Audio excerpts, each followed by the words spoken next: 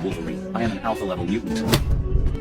I may not be Omega level, but I am still one of the most beloved mutants of all time. I possess an incredible healing factor, allowing me to recover from injuries in moments. Later in the Weapon X program, my skeleton was fused with indestructible adamantium, making my bones harder than steel. What were once bone claws became claws coated in adamantium, sharp enough to cut through almost anything, turning my combat power up to another level instantly.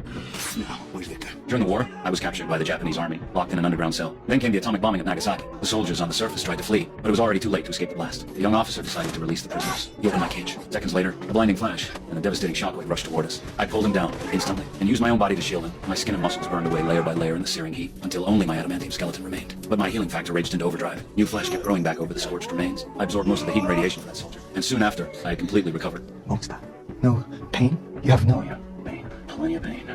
Later, mutants were seen as a global threat. The government began developing a so-called cure to suppress mutant powers. Magneto led an uprising of mutants and resistance. In the end, Jean Grey was consumed by the Phoenix Force, unleashing destructive power on a godlike scale, reducing everything around her to dust. I'm the only one who can stop her. Get everyone to safety. Go! I knew if this continued, there would be no stopping. So I forced myself to walk toward her step by step. Each time I moved closer, my body was torn apart again and again. But my healing factor restored me in an instant. And when I finally reached Jean, You would die for them. No, not for them, for you. I love you. I had no choice but to end her life with my own hands.